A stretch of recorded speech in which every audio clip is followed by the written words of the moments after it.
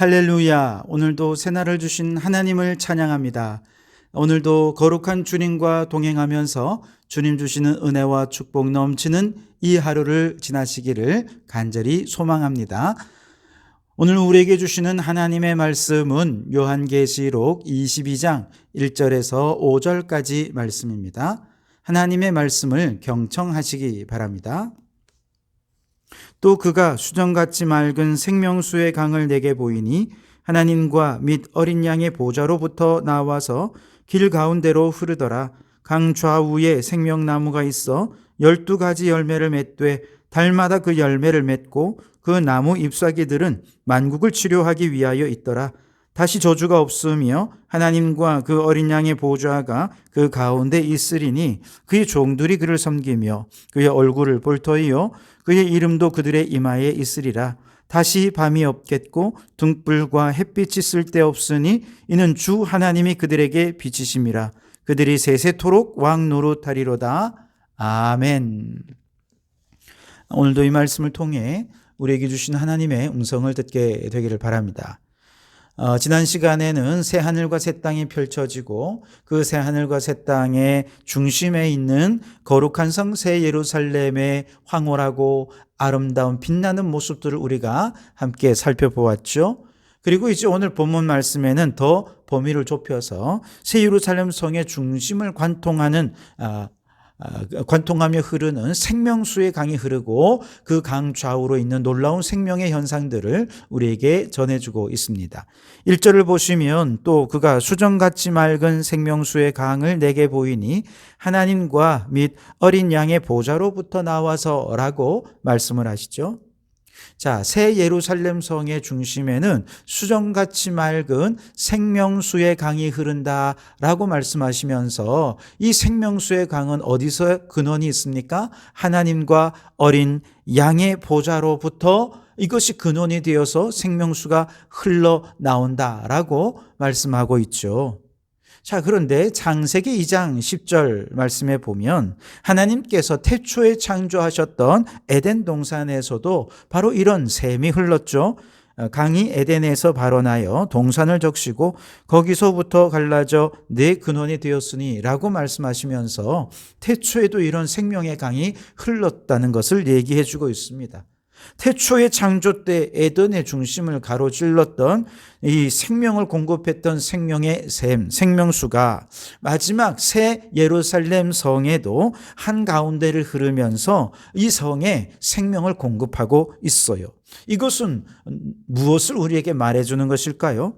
마지막 새 예루살렘 성은 하나님의 처음 창조를 회복하는 것이고 완성하는 것이다 라고 하는 것을 우리에게 얘기해 주고 있는 것이죠. 그런데 21장 1절에 보면 새 하늘과 새 땅이 도래할 때 처음 하늘과 처음 땅은 다 사라졌다 그렇게 말씀하지 않으셨습니까? 그렇죠. 그런데 이때 사라진 처음 하늘과 처음 땅은 죄악된 처음 하늘과 처음 땅이죠. 죄악으로 가득 차 있던 처음 하늘과 처음 땅은 다 사라졌습니다. 그리고 이제 완전히 질적으로 다른 하나님의 새 창조, 만물을 새롭게 하시는 새 창조가 이제 눈앞에 펼쳐졌는데 바로 여기에는 처음 하나님께서 태초에 창조하실 때 참 좋았다, 심히 좋았다 라고 말씀하셨던 그 창조의 아름다움, 창조의 선함, 창조의 온전함, 창조의 생명력, 이것은 오히려 더 회복되고 완성된 모습으로 새 창조가 이루어진 것이 새 하늘과 새 땅이고 거룩한 성 예루살렘의 모습이다라고 얘기할 수 있겠습니다. 그 생명수의 근원이 어디입니까? 바로 창조주 하나님과 구속주 예수 그리스도라고 말씀하시지요.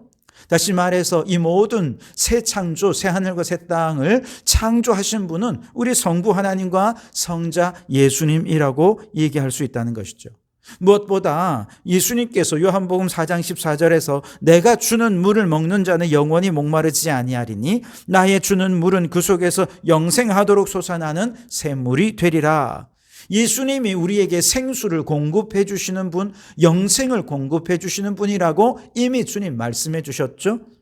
요한복음 7장 37절 38절 말씀에는 누구든지 목마르거든 내게로 와서 마시라. 나를 믿는 자는 성경의 이름과 같이 그 배에서 생수의 강이 흘러나리라 말씀하셨습니다. 그래서 오직 예수님만이 우리의 생수가 되시고 그 생수를 마시는 자만이 영원토록 영생을 누리고 천국의 풍성한 은혜를 누릴 수 있게 되는 것이죠. 이때 생수의 강이 흘러나오는 그 강은 또한 성령을 가리켜 말씀하십니다 라고 또 말씀하셔서 우리가 마시는 생수는 곧 성령님의 생수이기도 한 것이죠. 그러니 여러분, 성부 하나님께서 섭리하시고 성자 예수님께서 십자가에 희생하시고 성령께서 오늘 우리 가운데 흘러넘치도록 흐르는 이 놀라운 생수의 강을 벌컥벌컥 마시고 영원토록 주님 안에서 영생하는 그 풍성한 은혜와 생명의 축복을 누리는 우리 성도들이 다 되실 수 있게 되기를 바랍니다. 자, 그런데 그 생수의 강이 흐르는 곳에 어떤 일들이 나타났느냐? 2절에 보시면 길 가운데로 흐르더라. 강 좌우에 생명나무가 있어 12가지 열매를 맺되 달마다 그 열매를 맺고 그 나무 잎사귀들은 만국을 치료하기 위하여 있더라. 아멘. 역시 이 생명나무는 태초에 에덴 동산에 있었던 나무입니다. 태초에 아담과 하와가 하나님의 명령에 불순종하면서 선악을 알게 하는 나무를 먹게 되는 순간 에덴에서 쫓겨났죠. 그리고 그때부터 하나님께서는 그룹들과 두루 도는 불칼을 두어서 생명나무로 오는 길을 지키게 하셨습니다. 누구도 접근하지 못하게 하신 것이죠. 그런데 이 마지막 새 예루살렘 성에 있는 이 생명나무는 그 누구도 지키고 있지 않습니다. 그냥 생명수 강가에서 무럭무럭 자랍니다. 12달 동안 12가지 열매를 맺고 나무의 잎사귀들은 만국을 치료하기 위해 있다고 했습니다. 다시 말해서 지금 이 생명나무는 사람들이 빨리 모여와서 이곳에서 풍성한 열매들을 마구마구 먹고 그 잎사귀로 그동안 세상에서 신앙을 지키기 위해 온 힘을 다하다가 상처 입고 고통당한 그 모든 상처들을 치유하기를 지금 이 생명나무는 기다리고 있는 것 같이 보여집니다. 더군다나 새 예루살렘에는 처음 에덴 동산과는 다르게 선악을 알게 하는 나무가 없어요. 새 예루살렘에는 더 이상 어떤 죄도 침범할 수 없으니 굳이 생명나무를 지킬 필요가 없죠. 그 옛날에는 인간의 범죄로 낙원을 잃었지만 이제 이 낙원이 회복되었을 뿐만이 아니라 그 이상으로 낙원을 완성하는 길, 참 에덴 동산에 들어가서 거기는 더 이상 사망도 없고 슬픔도 없고 아픈 것이 다시 있지 않는 생명나무의 축복을 영원토록 누리는 그 길이 바로 예수 그리스도를 통해 우리에게 주어졌다는 것이죠. 3절을 보십시오. 다시 저주가 없으며 하나님과 그 어린 양의 보좌가 그 가운데 있으리니 그의 종들이 그를 섬기며 그의 얼굴을 볼 터이요 그의 이름도 그들의 이마에 있으리라. 새 예루살렘 성에는 다시는 저주가 없는 곳이라 했습니다. 당연하죠. 죄를 지을 수가 없으니 저주가 있을 리가 없습니다. 더 감사한 것은 하나님과 어린 양의 보좌 가운데 있어서 언제든 그 얼굴을 보면서 하나님과 예수님을 섬기는 특권을 갖게 될 것이라 하는 점입니다. 사실 출애굽기 33장 20절에 보면 네가 내 얼굴을 보지 못하리니 나를 보고 살 자가 없음이라. 누구도 하나님을 볼 수가 없어요. 그 얼굴을 만날 수가 없었습니다. 시내산에서 이스라엘 백성들 앞에 하나님께서 자신을 보이실 때 백성들은 너무너무 두려워서 모세에게 이렇게 요청했습니다. 당신이 우리에게 말씀해 주십시오. 우리가 듣겠습니다. 하나님이 우리에게 말씀하지 말게 해 주십시오. 우리가 죽을까 하나이다. 그 얼굴을 보면 이 죄인이 죽을 것 같아. 너무너무 두려워서 제발 그 얼굴 좀 나타내지 말라는 것입니다. 죄인이 거룩하신 하나님의 얼굴을 뵙는다는 것은 즉사하는 거죠. 그런데 여러분 생각해 보세요. 그분은 우리의 아버지가 아니십니까? 아버지가 계신데 아버지 얼굴조차 볼 수가 없어요. 아버지 얼굴을 한 번도 보지 못한 자녀를 여러분 한번 상상해 보십시오. 아버지 얼굴을 볼 수도 없고 만날 수도 없고, 그러니 얼마나 보고 싶겠습니까? 그런데 저 새 예루살렘에 가보면 아버지의 얼굴을 직접 보게 된다는 것입니다. 그래서 예수님께서 이 지상에서 사역하실 때 8가지 복을 선포하시면서 이 복도 함께 선포하셨어요. 마음이 청결한 자는 복이 있나니 그들이 하나님을 볼 것이며, 하나님을 보는 것이 얼마나 큰 축복인지요. 사도 요한도 요한일서 3장 2절에서 사랑하는 자들아, 우리가 지금은 하나님의 자녀라. 장래에 어떻게 될지는 아직 나타나지 아니하였으나 그가 나타나시면 우리가 그와 같을 줄을 아는 것은 그의 참모습 그대로 볼 것이기 때문이니 라고 말씀하셨습니다. 다시 말해서 지금은 죄로 인해 하나님의 얼굴을 볼 수 없지만, 우리 아버지 얼굴을 볼 수 없고 그와 같이 살아가지만, 새 예루살렘에서는 예수님처럼 우리의 모든 죄가 다 사라져서 예수님을 참모습 그대로 볼 수 있을 것이고, 아버지의 얼굴을 그대로 배울 날을 우리가 간절히 기다리다가 저 새 예루살렘에 들어가게 될 거라는 것이죠. 여러분, 얼굴을 한 번도 보지 못한 아버지, 그 얼굴에 내 얼굴 한 번도 비벼보지 못하고 그 뺨의 부드러움, 그 온기를 느껴보지 못한 자녀처럼 그렇게 그와 같이 살아온 우리가 새 예루살렘에 들어가면 아버지의 얼굴을 직접 뵙고 얼굴과 얼굴을 마주하며 아버지의 사랑을 느끼고 대화하고 속삭이며 그 거룩한 사귐 속에 영원히 살게 되어질 줄 믿습니다. 5절을 보십시오. 다시 밤이 없겠고 등불과 햇빛이 쓸데없으니 이는 주 하나님이 그들에게 빛이심이라. 그들이 세세토록 왕노릇하리로다. 아멘. 그 아버지의 얼굴이 나를 향해 비춥니다. 나를 바라보십니다. 그럴 때 아버지에 있는 그 얼굴의 영광의 빛이 우리에게 고스란히 비치게 되는데요. 민수기 6장 24절 25절의 말씀이면 얼마나 큰 축복인지 모릅니다.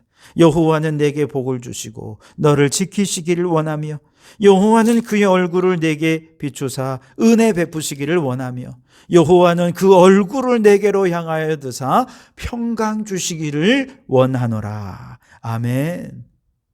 하나님과 어린 양의 얼굴이 우리를 향해 그 얼굴의 빛을 비추실 때에 그것이 우리에게 얼마나 큰 축복인지요. 우리 안에는 은혜가 넘치게 될 것입니다. 한없는 평강이, 이 세상에 없는 평강이, 하나님께서 주시는 놀라운 평강이 마음속에 밀려와서 얼마나 큰 행복 속에 살게 될지요. 그 빛 아래에 있으면 등불이 필요 없습니다. 햇빛도 달빛도 필요 없습니다. 마음속에 슬픔과 어두움의 고통과 같은 이런 어둠들은 작은 조각조차도 존재할 수 없습니다. 그 빛 아래에서는 모든 사람들의 영혼이 맑고 밝은 영혼으로 살게 됩니다. 무엇보다 하나님께서 우리에게 얼굴 빛을 비추신다는 것은 이제 하나님 나라 상속자로서 하나님께서 우리에게 왕의 권세를 위임해 주셔서 주님 뜻대로 다스리는 특권을 주신 것이다 할 수 있어요. 그래서 오늘 5절에는 그들이 세세토록 왕노릇하리로다. 아멘. 여러분, 하나님의 창조가 완성된 저 새 예루살렘 기대되지 않습니까? 하나님과 어린 양의 보좌로부터 나오는 생명수를 마시고 영원히 목마르지 않는 삶을 살게 되는 것을 기대하십시오. 허락되지 않았던 생명나무의 열매를 먹고 잎사귀로 치료하며 날마다 아버지의 얼굴을 배웠고 그 은혜와 사랑과 평강을 누리며 빛 가운데 살면서 영원토록 세세토록 왕노릇하게 될 그날을 소망하십시오. 이 놀라운 꿈을 꾸면서 오늘 이 시대 속에 수많은 유혹과 박해를 이겨내고 믿음의 승리자로 살아가는 우리 모든 성도들이 되시기를 주님의 이름으로 축원합니다. 기도하겠습니다. 오 하나님, 창조의 완성인 새 예루살렘을 기대합니다. 그 성에 살며 영원토록 누릴 축복이 얼마나 큰지요. 오늘의 고난을 넉넉히 이기기에 충분한 줄 믿고 감사하며 기대하고 소망합니다. 현재의 고난은 장차 우리에게 나타날 영광에 비하면 아무것도 아니라 말했던 사도 바울의 격려는 그저 단순한 격려가 아니라 천국을 눈으로 보는 것 같은 확신 속에 선포했던 주님의 선포인 줄 믿습니다. 오 주님, 새 예루살렘의 환상을 바라보면서 소망하면서 오늘의 불신앙의 수많은 유혹과 박해와 고난을 잘 이겨내고 끝까지 이긴 자로 살아가는 저희들 되게 해 주시옵소서. 예수님 이름으로 기도하옵나이다. 아멘.